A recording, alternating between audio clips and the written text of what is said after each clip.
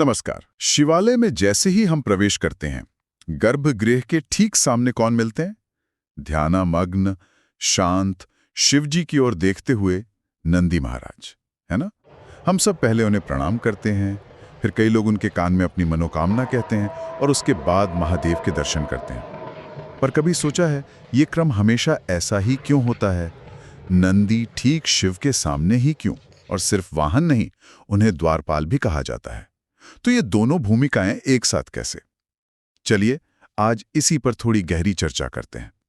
नंदी से जुड़े इन रहस्यों को पुराणों, प्रतीकों और साधना की दृष्टि से समझने की कोशिश करते हैं। हमारे जो स्रोत हैं वो बताते हैं कि नंदी सिर्फ एक बैल की मूर्ति नहीं है, बल्कि वो बहुत कुछ सिखाते हैं। जी हाँ, बिल्कुल सही कहा आपने। देखिए, नंदी शब्द का मूल संस्कृत के आनंद शब्द से है। मतलब जो आनंद दे, सुख दे।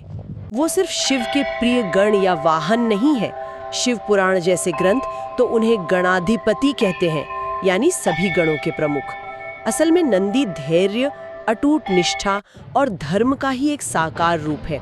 उनकी उपस्थिति अपने आप में स्थिरता और शक्ति का प्रतीक है। हाँ, और उनकी उत्पत्ति की कहानी भी तो कितनी अद्भुत है। महर्षि शिलाद वाली कथा। उन्होंने संतान के लिए कठोर तप किया और फिर शिवजी ने उन्हें वरदान में नंदी जैसा पुत्र दिया, जो आगे चलकर उनका सबसे बड़ा भक्त बना। जी, और फिर नंदी ने खुद भी तपस्या की। शिवजी प्रसन्न हुए और उन्हें अमरत्व दिया, साथ ही गणों का अधिपति भी बनाया। ये तो हुई कहानी, लेकिन इसका जो गहरा मतलब है वो समझना जरूरी है। हाँ, वही। इसका प्रतीकात्मक अर्थ क्या है? देखिए, मतलब बहुत गहरा है। भारतीय संस्कृति में बैल हमेशा से कृषि, मेहनत और स्थिरता का प्रतीक रहा है ना? धरती से जुड़ा हुआ, मजबूत, सहनशील। तो नंदी का शिव के साथ होना साधक के लिए एक सीधा संदेश है। अगर आध्यात्मिक रास्ते पर चलना है तो नंदी जैसा ही धैर्य, शक्ति और निष्ठा चाहिए। और उनकी वो शांत, स्थिर मुद्रा, वो मानो कह रही हो कि बाहर चाहे कितनी भी उथल पुथल क्यों ना हो, अपने भीतर शांत रहो, स्थिर रहो। अच्छा, और ये वाहन वाली बात, क्या ये सिर्फ सवारी की बात है या इसका भी कोई गहरा मतलब है? मतलब वाहन और द्वारपाल, ये दो भूमिका एक साथ कैसे निभाते हैं नंदी? ये बहुत अच्छा सवाल है। देखिए, वाहन सिर्फ सवारी नहीं होता, वो उस देवता की ऊर्जा का प्रतिनिधित्व करता है। शिव जी तो संहारक हैं, वैरागी हैं, लेकिन उनका वाहन नंदी उनकी संतुलित और स्थिर शक्ति को दिखाता है। बैल कृषि और उर्वरता से जुड़ा है, तो नंदी शिव की संहारक शक्ति को भी जीवनदायी, पोषण करने वाली ऊर्जा से जोड़ते हैं। ये विनाश नहीं, बल्कि पुनर्जन्म का प्रतीक है। ओहो, संहार में भी जीवन का संकेत। हाँ, बिल्कुल। और द्वारपाल इसलिए क्योंकि वो शिव के सबसे भरोसेमंद, सबसे निकट है। इसीलिए भक्तों में ये विश्वास है कि नंदी उनकी बात, उनकी प्रार्थना सीधे शिवजी तक पहुंचा देंगे। अच्छा, तो इसीलिए उनके कान में मनोकामना कहने की परंपरा शुरू हुई। और उनकी वो स्थिर दृष्टि जो हमेशा शिवजी पर ही टिकी रहती है, उसका क्या? हाँ, वो दृष्टि भी एक बहुत बड़ा संदेश है। जैसे नंदी एकाग्र होकर शिव को देख रहे हैं, वैसे ही भक्त को भी अपनी साधना में एकाग्र होना होगा, श्रद्धावान और धैर्यवान बनना होगा। शिव तक पहुंचने से पहले एक तरह से नंदी के इन गुणों को अपनाना जरूरी है। मतलब शक्ति भी और शांति भी? जी, उनका विशाल शरीर शक्ति का प्रतीक है और उनकी शांत मुद्रा धैर्य और ध्यान का। तो संदेश साफ है, पहले अपनी इंद्रियों पर संयम रखो, स्थिरता लाओ, सेवा भाव रखो और फिर दृढ़ता और समर्पण से शिवत्व की ओर बढ़ो। नंदी याद दिलाते हैं कि भक्ति सिर्फ भावुकता नहीं, अनुशासन भी है। अनुशासन और निष्ठा।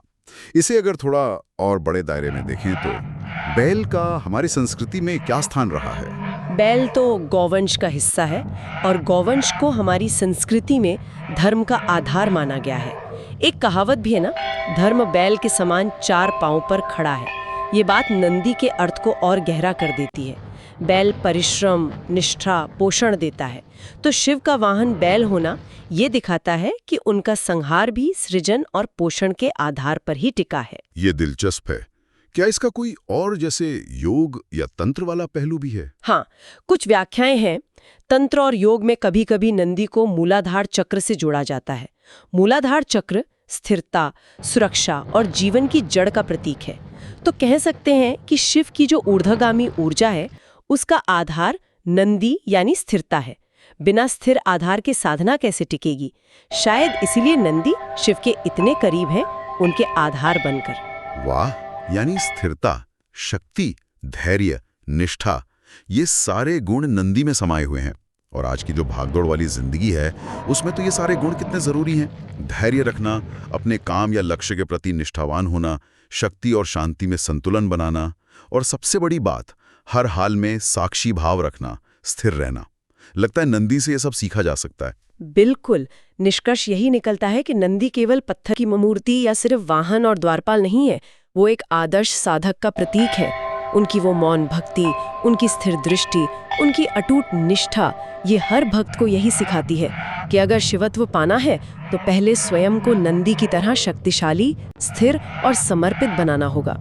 शिव की राह का पहला पड़ाव ही धैर्य और भक्ति है, और नंदी उसी का प्रतिनिधित्व करते हैं। इस पूरी चर्चा से मेरा मन में एक सवाल आ रहा है।